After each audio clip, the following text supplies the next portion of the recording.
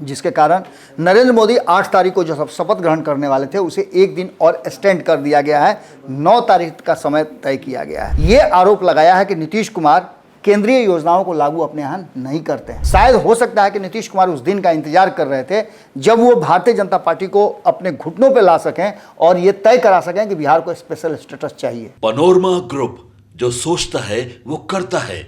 आपके अपने सपनों का आशियाना। नमस्कार, आप देख रहे हैं भारत लाइव। भारत लाइव में बड़ी खबर में आज हम बात करेंगे। अभी तो बात तो लगातार केंद्रीय मंत्री के शपथ ग्रहण या प्रधानमंत्री नरेंद्र मोदी के शपथ ग्रहण की ज़्यादा चर्चा होगी। और जो हम लोग के पास जानकारी आई है, जो प्रधानमंत्री नरेंद्र मोदी जो शपथ लेने वाले थे वो शपथ ग्रहण टल गया है।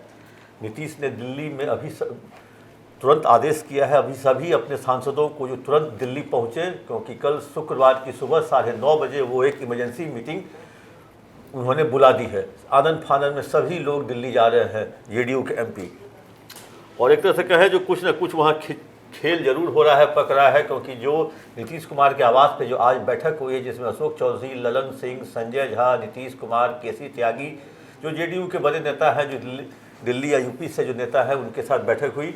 और उस बैठक के बाद उन्होंने पत्रकारों से जो बात की वो कहें जो कुछ मतलब अच्छा खासा भविष्य नहीं दिख रहा है नए सरकार को लेकर के, क्योंकि नीतीश कुमार अपने एजेंडे पर कायम है। क्योंकि नीतीश कुमार बिहार में आते हैं, सीमांचल में कुछ भाषण देते हैं, उत्तर बिहार में कुछ भाषण देते हैं, सीमांचल में वो कहते हैं मुस्लिमों के क्षेत्र में जब भी हम बीजेपी के साथ रहते हैं कभी आपका कुछ हम घाटा किए हैं, आपके खिलाफ कुछ किए हैं, कब्रिस्तान की घेराबंदी जरूर करवाते हैं, मदरसों का हम देखभाल करते हैं, तरह तरह की बातें वो लगातार करते हैं। आइए हम बाबा से बात करेंगे जो आखिर जेडीयू की बैठक में क्या खिचड़ी पकी और बाहर आके केसी त्यागी, ललन सिंह और अशोक चौधरी जैसे नेताओं ने क्या मीडिया को बयान दिया, और इस बयान को किस मायने में लोग देखेंगे, या पत्रकार बिरादरी देखेंगे, या नरेंद्र मोदी प्रधानमंत्री नरेंद्र मोदी, क्योंकि अभी तक प्रधानमंत्री हैं वो किस तरह से उसको देख रहे हैं।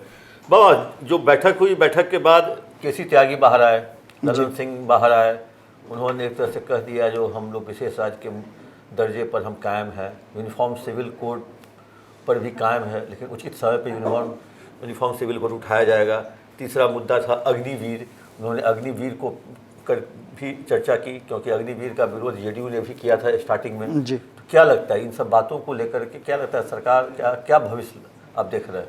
चंदन जी, इस पूरे विषय पर 2 बातों के साथ मैं शुरुआत करूँगा। पहली बात ये कि एक क्वेश्चन मेरा आपसे भी होगा और बाकी के लोगों से भी होगा जो देख रहे हैं कि जीत हुई एनडीए की बड़ी जीत है और नीतीश कुमार की उसमें बड़ी भूमिका तय हुई है। इससे पहले नीतीश कुमार की न 2014 में और न ही 2019 में कोई भूमिका उनकी नहीं रही है, लेकिन 2024 में नीतीश कुमार की बड़ी भूमिका आई है। अगर ये साथ में है तो सरकार है, नहीं है तो सरकार नहीं है। ऐसी स्थिति में नीतीश कुमार को निश्चित रूप से इस बड़ी जीत के लिए कुछ न कुछ तो बोलना चाहिए था ना, लेकिन उन्होंने कोई भी बयान नहीं दिया। इसका सीधा मतलब था कि नीतीश कुमार के मन में कुछ न कुछ चल रहा था। नीतीश कुमार काउंटिंग से ठीक पहले जाते हैं और जाकर के प्रधानमंत्री से मिलते हैं, कई सारी बातें करते हैं जिसकी चर्चा हम आगे करते रहेंगे। लेकिन इसके बाद नीतीश कुमार ने तो कोई बात नहीं कही, लेकिन उनकी पार्टी की तरफ से एक बयान आया कि हम एनडीए के साथ हैं, हम भारतीय जनता पार्टी के साथ हैं, लेकिन हमारे कुछ डिमांड है। बस बात यहीं से शुरुआत हुई। आंकड़ों के हिसाब से हम समझा चुके हैं कि भारतीय जनता पार्टी जो 32 सीटें कम है, उन सीटों में बहुत सारे, आपने तो बताया कि अग्निवीर की बात कर लीजिए, यूनिफॉर्म सिविल कोड की बात कर लीजिए, स्पेशल स्टेटस की बात कर लीजिए, तीन मंत्री पद चाहिए, बिल्कुल, जिसमें एक रेलवे की भी डिमांड आ रही है। ये सारी चीजें तो अपनी जगह पर हैं ही, लेकिन इसके अलावे भारतीय जनता पार्टी ने बहुत सारी तैयारियां कर रखी थी। भारतीय जनता पार्टी कई स्टेट में यूनियन टेरिटरी बनाना चाहती थी, एक वो मुद्दा था, एक सीए का मुद्दा था, एक एनआरसी का मुद्दा था। ये सारे मुद्दे जो हैं अमित शाह ने कह दिया था कि हमारी सरकार बनती है तो हम इसको लागू करेंगे। अब ये सारे मुद्दे जो हैं ठंडे बस्ते में, जिस तरह से में भी बंद हो, बिल्कुल, जैसे अटल आडवाणी के समय में आपने देखा होगा कि राम मंदिर का मुद्दा से लेकर के बाकी जितने भी मुद्दे हैं सारे मुद्दे ठंडे बस्ते में रहे। और सबसे बड़ी बात कि एक चीज़ और बताना यहाँ जरूरी है कि दोनों तरफ से, एक तरफ चंद्रबाबू नायडू तो दूसरे तरफ नीतीश कुमार, ये दोनों एनडीए के संयोजक का पद मांग रहे हैं। अब आप समझ सकते हैं कि कितना कठिन परिस्थिति होगा भारतीय जनता पार्टी के लिए सरकार को आगे चलाना। इस सारे झमेलों के बाद आपने देखा होगा कि आपने कल ही खबर किया था कि हिंदी और अंग्रेजी दोनों में नीतीश कुमार साइन किए हैं, यानी डबल स्टैंडर्ड। आप लोगों ने उसको दूसरी तरह से परिभाषित किया था, लेकिन मैं यहाँ कहूँगा कि नीतीश की नीति है, ये चाणक्य नीति है। किसी ने बहुत पहले, जो देख रहे होंगे उनको मालूम होगा, किसी ने मुझसे बहुत पहले कहा था कि बाबा पगड़िया तो खोल दीजिए, जरा एक टिकिया ना खोल दीजिए कि वो चंद्रगुप्त पैदा हो जाए। मुझे वो दिन याद है, वो बात भी याद है।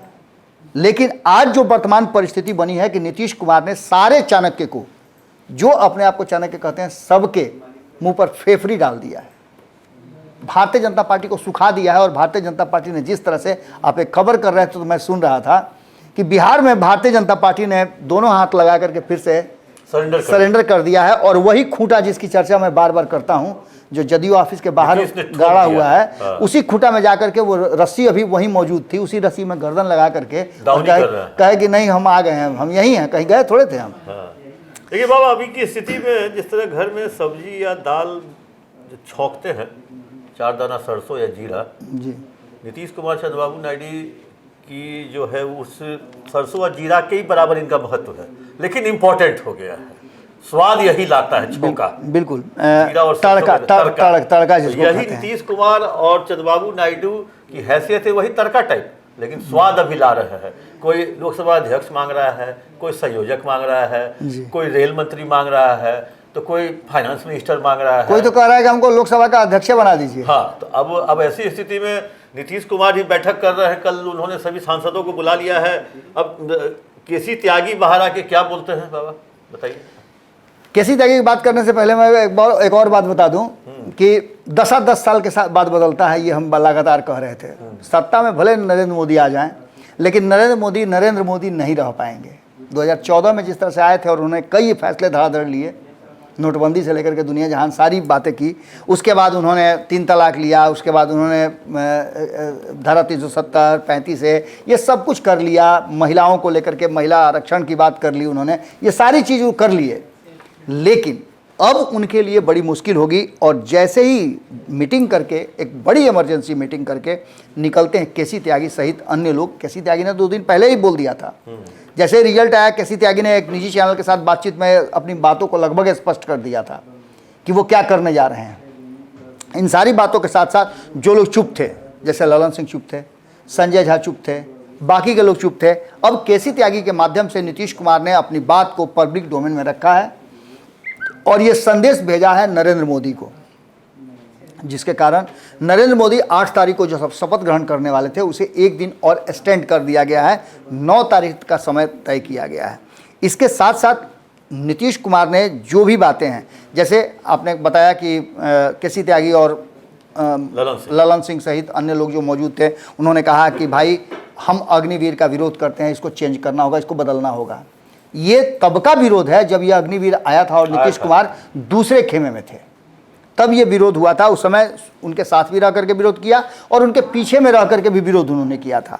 दूसरी सबसे महत्वपूर्ण बात, यूनिफॉर्म सिविल कोड की बात कीजिए। इसको लेकर के भी अक्सर विवाद होता रहा है और इसको लेकर के जिस तरह से स्टैंड जनता दल यूनाइटेड ने लिया है, वो स्टैंड भारतीय जनता पार्टी को रास नहीं आता है। तो इसका मतलब सीधा सा है कि जो चाहते थे कि समान नागरिक संहिता, उसको लेकर के कहीं ना कहीं ये मामला फंसता हुआ दिखाई दे रहा है और इस पर एक्शन लेने में भारतीय जनता पार्टी को बहुत सारी मशक्कत करनी पड़ेगी। संभावना व्यक्त की जा रही है कि ये शायद न हो इस कार्यकाल में। इसके अलावे स्पेशल स्टेटस की बात कीजिए। स्पेशल स्टेटस में बार बार प्रधानमंत्री नरेंद्र मोदी ये कहते हैं कि 1,25,000 करोड़ हमने बिहार को दिया था। ये 2019 की ही बात हम कर रहे हैं। उस पैसे को कैसे खर्च किया गया, कैसे नहीं खर्च किया गया, ये एक अलग मैटर है। लेकिन नीतीश कुमार पर हमेशा केंद्रीय नेतृत्व ने ये आरोप लगाया है कि नीतीश कुमार केंद्रीय योजनाओं को लागू अपने यहाँ नहीं करते हैं।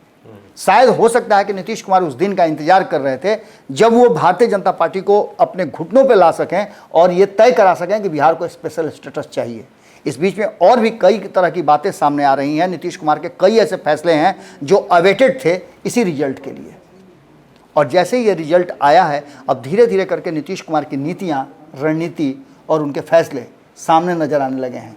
यही वो नीतीश कुमार हैं जो कहते तो हैं, एक बड़ी आप सोशल मीडिया पर देखते होइएगा कि एकरा संगे रहबू खूब वायरल हो रहा है।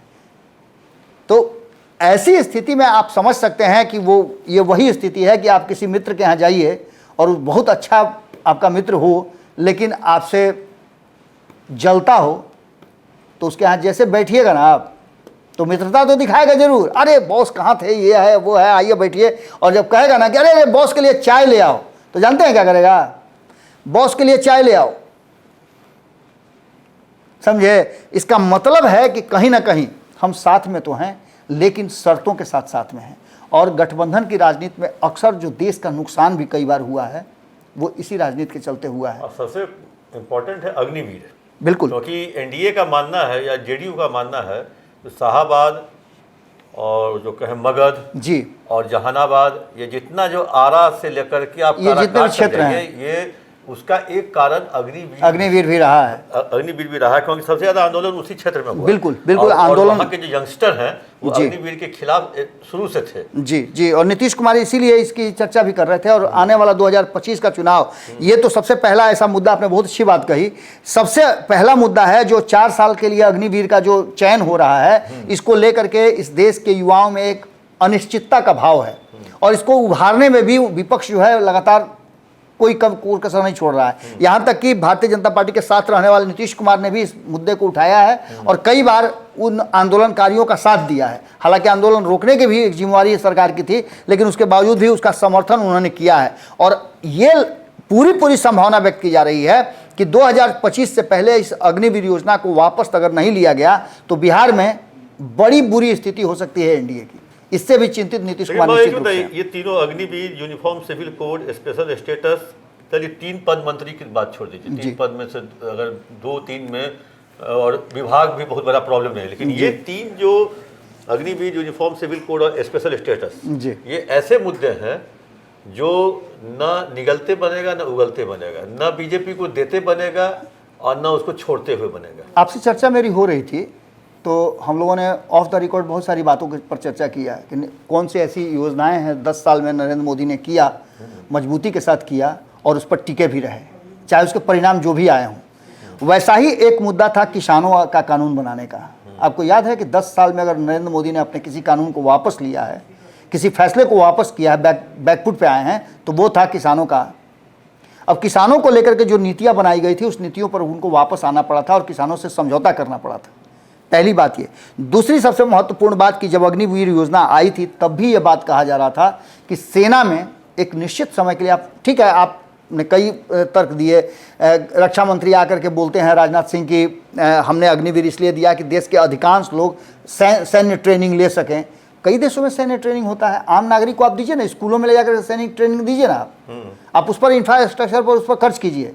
लेकिन जहाँ तक सवाल ये उठता है, 4 साल में ये लोग अपने आप को तैयार करेंगे, इनमें 1 साल इनको लग जाएगा ट्रेनिंग करने में, 3 साल ये नौकरी करेंगे, उसके बाद आप कहते हैं कि रोजगार करेंगे, आप कहते हैं कि ये करेंगे, आप कहते हैं वो करेंगे। कहीं ना कहीं तो हमको होता है जो पूरे देश में Agniveer tea stall, Agniveer litti chokha stall, बिल्कुल बिल्कुल, अग्निवीर समोसा एक स्टॉल, ट्रेंड भी चल गया है, ट्रेंड चल गया है। एमबीए चाय वाला तो फलना चाय वाला तो फलना लिट्टी वाला। हमको होता है जो अग्निवीर का अगर जेडीयू विरोध करेगी तो ये तो हमको होता है जो एनडीए के लिए परेशानी का कारण भी बन सकता है। इसके पीछे एक और कारण है, विरोध करेगी तो परेशानी तो है, परेशान तो अब शुरू हो चुका है।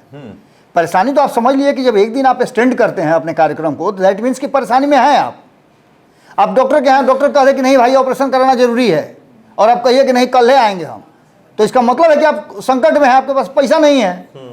तो उसी तरह से इनके पास आंकड़े नहीं है, 240 के आंकड़े में आप क्या कर सकते हैं, और इन दोनों का होना जरूरी है, दोनों स्पेशल स्टेटस मांग रहे हैं। एक जानकारी अभी आ रही है छन के जी, जो चंद्रबाबू नायडू की मांगे नहीं मानी गई है जी, और उन्होंने जैसे कह दिया है जो मैं बाहर से समर्थन करूंगा, जी, सरकार का मैं समर्थन करूंगा, मैं सरकार के अंदर में नहीं रह करके बाहर से मैं समर्थन करूंगा। तो बाहर से समर्थन का क्या मतलब होता है? मतलब कभी भी आप निकल जाइएगा, बिल्कुल बिल्कुल विजयवाड़ा, बिल्कुल। हम कहेंगे कि भाई हमारे यहाँ छत पर पानी चू रहा था, अब उस मेरे पास बाल्टी नहीं है तो बाल्टी लेकर के आइए मोदी जी, छानिए पानी, यही होगा ना। यानी कि एक तरह से आप समझ लीजिए कि अभी जो वर्तमान परिस्थिति बनी है और जिस तरह से हम देख रहे हैं कि कई राज्यों में, 4 राज्यों में जो चुनाव हुए उसमें से एक राज्य जो आंध्र प्रदेश है, आंध्र प्रदेश में चंद्रबाबू नायडू पूर्ण बहुमत से आ रहे हैं, 150 के ऊपर। तो पूर्ण बहुमत से आने का मतलब आप समझ सकते हैं ना, 175 सीटों वाली विधानसभा में 135 सीटें लेकर के आ रहे हैं। उसके बाद आपके एलाइंस पार्टनर पवन कल्याण की जनसेना है 21, उड़ीसा में भाजपा की सरकार। लेकिन आंध्र प्रदेश में जो चंद्रबाबू नायडू सरकार बनाएंगे तो उस सरकार के लिए क्या कुछ नहीं करा सकते हैं वो आप समझ सकते हैं ना, कि नरेंद्र मोदी की सरकार का एक पैर जो है वो आंध्र प्रदेश में होगा, एक पैर बिहार में होगा, और बाकी के जो आधा पैर उनके बच जाते हैं उसमें वो देश की राजनीति करेंगे। तो निश्चित रूप से कहीं ना कहीं इस जो परिणाम आए हैं उस परिणाम के बाद जिस तरह से नीतीश कुमार ने सवाल खड़े किए हैं कि ये मुद्दे जो हैं हमारे, इन मुद्दों पर हम गंभीरता से विचार कर रहे थे और इन मुद्दों पर से सरकार को वापस लेना होगा, अपने फैसले जो हैं स्टैंड को वापस लेना होगा। तो निश्चित रूप से एक अड़ंगा तो शुरू हो गया है और नीतीश कुमार इसके अलावे भी बहुत सारी बात, जैसे स्पेशल स्टेटस वाला कॉमन हो गया, ये चंद्रबाबू नायडू को भी चाहिए और इनको भी चाहिए, तो यहाँ आकर के एक समझौता किया जा सकता है। लेकिन बाकी की जो बातें हैं ना वो नीतीश कुमार का डिमांड है, नीतीश कुमार की पार्टी का डिमांड है, और निश्चित रूप से बिहार में सरकार बना के रखना है, आंध्र प्रदेश में आपको सरकार बना के रखना है, सरकार का हिस्सा रहना है, तो आप निश्चित रूप से एक बात तो समझ लीजिए कि मुसीबतें हैं, इसमें कोई दो राय नहीं है। केंद्र में सरकार बनने से पहले ही अरंगा लग चुका है। नीतीश कुमार ने अभी सब कहे जो सभी सांसदों को दिल्ली बुला लिया है, नवनिर्वाचित सांसदों को, उसके साथ बैठक करेंगे कल सुबह। आज वो बैठक किए हैं अपने खास लोगों से, ललन सिंह, अशोक चौधरी, संजय झा, केसी त्यागी। उनमें जो बातें छन के आई है, बाबा से हम लोग चर्चा भी किए, जो इन 3 मुद्दों पर, special status, uniform civil code और अग्निवीर पर जेडीयू पीछे नहीं हटने वाली है। अब आगे देखना है जो आगे किस तरह से सरकार चलती है, क्या जेडीयू की मांग मानकर सरकार चलती है कि जेडीयू को एक तरह से कहे जो वादा करके या आसान्वित करके जो हाँ होगा 2025 तक किसी तरह इस तरह से चलेगी सरकार, जो आखिर चलिए आपकी बात मान लेंगे 2025 विधानसभा के बाद। तो अब आगे देखना है क्या होता है, क्योंकि 9 तारीख तक चहल पहल, गहमा गहमी दिल्ली और पटना और कहें जो विजयवाड़ा में आराम से ये देखने को मिलेगा। तब तक के लिए दीजिए इजाजत। कैसा लगा यह कार्यक्रम आप अपने कमेंट बॉक्स में जाकर कमेंट जरूर दें। पनोरमा ग्रुप, जो सोचता है वो करता है। अगर ये वीडियो पसंद आई और वह बिहार के राजनीति और बिहारियत से सरोकार रखेनी तो सब्सक्राइब बटन दबा के चैनल के सब्सक्राइब कर ली। ओजे एगो घंटी बा, ओकरा बटन दबा देला से कुल सटीक और मारक खबर रुआ मुफ्त में मिल जाई। अगर रुआ पत्रकारिता के हमनी के नया प्रयोग में सहयोग कर चाहतानी तो ज्वाइन बटन दबा दी। पेटीएम नंबर नोट कर ली 9386816700। धन्यवाद।